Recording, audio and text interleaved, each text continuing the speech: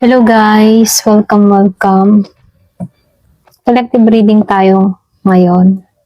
So, tingnan natin sino ba yung naiinis sa'yo. Lalo-lalo na sa pagbabago mo, sa pag-unlad mo. Sino to? Kilala mo ba to? Give the message. Sino tong naiinis sa pagbabago at pag-unlad mo?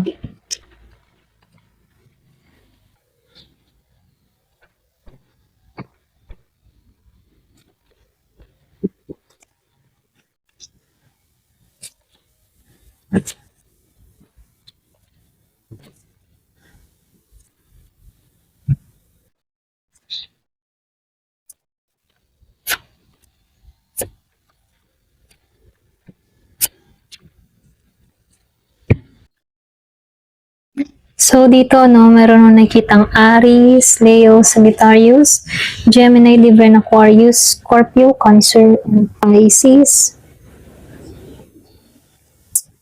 So, meron din nung nakikitang Virgo, Taurus, and Capricorn.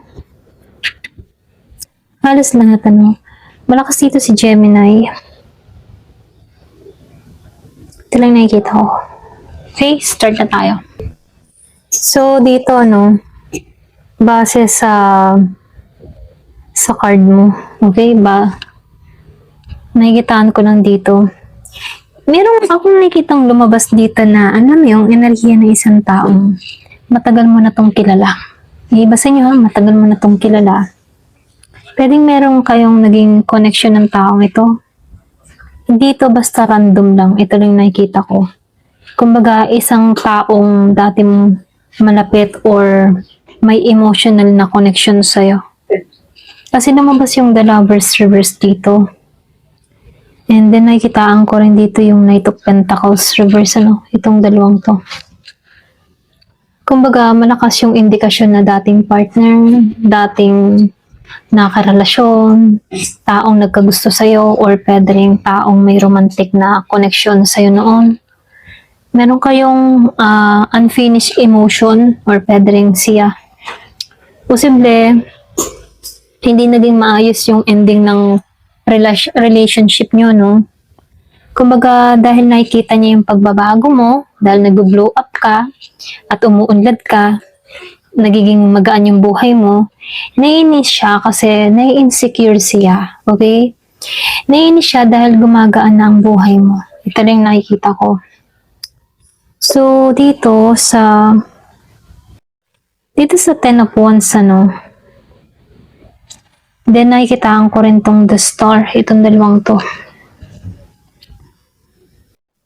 Binitawan mo na kasi yung problema mo. Pwedeng ito yung naging problema mo noon, binitawan mo na kasi. So, nangyayari dito, binitawan mo na yung problema, binitawan mo na yung sakit, naghihil ka at nagiging mas hopeful at mas confident ka ngayon. Para sa taong ito, parang hindi niya inaasahan na nakaka-moving forward ka na ng ganito. Okay? So, ibig sabihin, may part sa kanya na akala niya ikaw yung mananatiling masasaktan, ikaw yung mananatiling maghahabol, ikaw yung mananatiling lugmok, ganon. So, may pagka-ego at pride yung nangingibabaw sa taong ito. May ganon siyang pag-uugali, or mga katangian. Kaya lang dito, lumalabas dito sa King of Wands. At ito, Seven of Cups. Ito kasi yung personality niya, okay? May ego, may pride, ganun yung kanyang personalidad naman.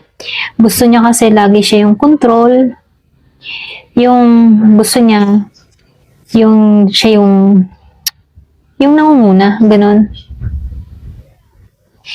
Charismatic naman to, pero mahilig mag-isip ng kung ano-ano. Ito lang nakikita ko, siya yung gumagawa ng paraan kung bakit nagkakaroon ng assumption, okay? Kapag kasi nakikita niyang hindi ka na nakakapokus sa kanya, parang nasasaktan yung pride niya. Okay? Posibleng may selos or pwede rin comparison na magaganap dito. So, nakikitaan ko kasi itong Nine of Pentacles at itong si Three of Wands. Kumbaga dito, ito kasi yung alam mo yun, yung senyales na hindi pa talaga to stable, hindi siya satisfy sa buhay niya, lalo-lalo na ngayon. Samantalang ikaw, kita ka niya na nag-i-improve ka, habang siya parang stuck. Kaya nagkakaroon ng selos or inis. Meron kasing conflict sa energy or sa paligid niya rito. Ito rin nakikita ko. So, dito, no, itong 7 of Wands, at itong 5 of Wands, itong dalawang to. Ibig sabihin ng ito, no, meron kasing kompetisyon, pwedeng hidden tension. Para bang tinatago yung tension sa connection na to. Pwedeng meron lang din taong mga nag-o-observe lang sa'yo, pero internally, no, naiirita siya sa progress mo. Ito lang nakikita ko. Pero nakikitaan ko dito, ang mahalaga kasi pinapakita dito ng cards na kaya mong ipagtanggol yung sarili mo. Okay ka doon, ano? Ganyan. Kaya nakikitaan ko dito, itong taong ito na naiinis, kita niya kasi yung pagbabago mo. Kaya ganito yung reaction niya. Kasi tinatamaan mo talaga yung ego. Pride kasi ito eh. Hindi niya kasi inaasahan na makaka-moving forward ka, lalo-lalo ng mabilis na panahon, ano. Maring minsan naiisip ka niya, para bang kinukumpara niya yung sarili niya sa'yo. Ito lang nakikita ko. Pero yung pinakamalakas kasi na mensahe sa card mo, habang gumagaling at gumagaan yung buhay mo, no, mas lalong lumalabas yung insecurity ng ibang tao. Hindi lang siya, pati sa ibang tao. Kasi yung the star mo dito, ito kasi yung napakalakas na card kasi nasa healing phase ka na talaga. Naghihilom ka na. Ito lang nakikita ko sa'yo. Or pwede rin mas natauhan ka na, or pwede rin nag-final decision ka na dito na kailangan ng maghilom. Okay? So, tingnan natin kung ano yung tunay niyang nararamdaman sa pagbabago mo. Okay? So, tingnan natin kung ano yung totoo niyang nararamdaman. With the message. Ano yung totoo niyang nararamdaman sa pagbabago mo, okay? Yung as in totoo niyang feelings.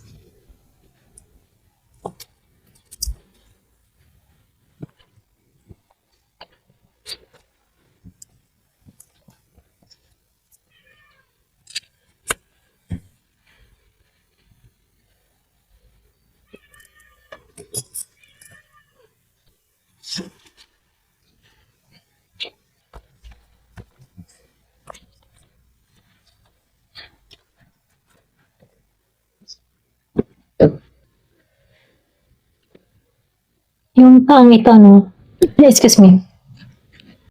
Yung totoo niyang nararamdaman dito, malalim kasi yung lumalabas sa mga card na to.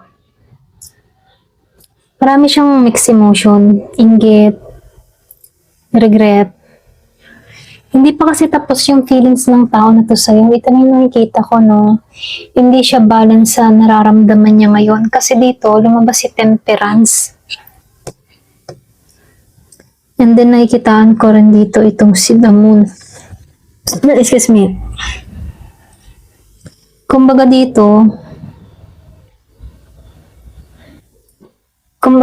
no, magulo yung kanyang emosyon. Hindi niya alam kung matutuwa ba siya or may inis, lalo na sa pagbabago mo. Then pumapasok pa yung insecurities, nag-overthink siya sa nararamdaman niya, ha. May part sa kanya dito na naiilang o hindi comfortable sa version mo, ganon. Pakaramdam niya ba merong unfinished business sa inyong dalawa? Dito sa The World Reverse. And then nakikitaan ko rin tong 6 of Cups. Hindi pa to fully naka-moving on, ha. Madalas siyang, alam mo yun, maalala yung nakaraan ninyo. Yung mga pinagsamahan, pinagsaluhan nyo, ganon. Pakiramdam niya kasi may kulang o hindi natapos sa connection ninyo.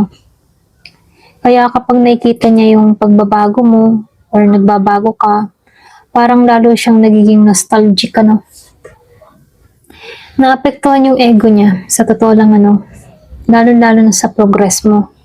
Kasi dito sa Six of Wands, at dito sa The Star, okay? Kumbaga dito sa The Star Reverse, ikaw yung energy mo, ha? Mas confident ka kasi, ito lang yung nakikita ko sa Six of Wands. Mas nakikita ng iba yung worth mo. Pwedeng kilala kang tao or marami kang admirer, ganyan. Pero siya kasi, nawawalan siya ng confidence dito kasi pakaramdam niya, siya yung natalo sa sitwasyon. Kaya may halong inggit, may halong insecurity. Pero pinipigilan niya yung sarili niyang emosyon. Ito lang nakikita ko dito. Kasi dito, no, sa Two of Swords, and then nakikitaan ko rin tong Knight of Swords dito. Ayaw niyang harapin yung tunay na feelings niya, okay? Bakit siya ganun, ano? Ayaw niyang harapin yung tunay niyang feelings. Pinipigilan niya yung sarili niyang magsalita or gumawa ng move. Para bang iniisip niya dito na, alam mo yun, yung mas mabuti pa na wala akong gawin sa sitwasyon na to, ganun. Ganun yung energy niya. May halo siyang galit at pagtatanggol sa sarili niya. Okay? Para ba siyang sarado yung pananaw sa buhay or sarado yung isip niya sa sitwasyon, ano? Nagagalit siya or naiinis siya dahil wala siyang magawa. Or pwede rin naiinis siya, hindi dahil sa'yo, kundi naiinis siya sa sarili niya. May tumpo kasi to. Ito lang nakikita ko. Merong bitterness pa sa puso niya dito. Minsan kasi naiisip niya na nasaktan din siya sa nangyari. Ganon. Pero sa totoo lang, ano, pagod na rin siyang ipaglaban o ipagtanggol yung sarili niya. Masyado kasi siyang defensive. May pagtatago siya sa tunay niyang nararamdaman. Ito lang nakikita ko. Kasi dito sa Seven of Swords,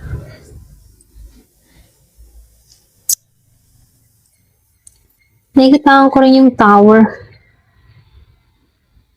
Kumbaga dito sa The Tower, hindi niya pinapakita kasi yung totoo niyang feelings at yun yung mali sa person mo, okay? Naduwag sa sitwasyon. Para bang iniiwasan niya yung malaking emotional confrontation. Ayaw niyang harapin yung sakit o pagbabago ng direkta. Alam mo yun? So, yung emotion niya dito sa pagitan ninyo, hindi pa ganap na nawawala. So, nakikitaan ko itong Two of Cups reverse.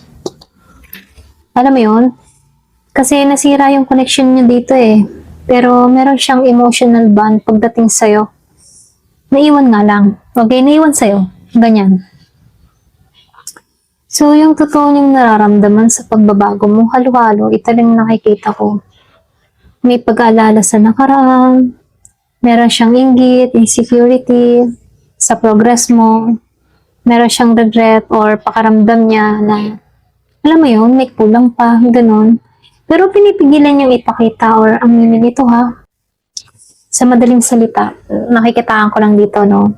Habang ikaw ay nag-heal, nagbabago, siya naman ay nagiging mas aware sa kung ano yung nawala sa kanya. Okay? Ito lang nakikita ko. Ayan. Hanggang dito na lamang po. Thank you for watching. Love and peace.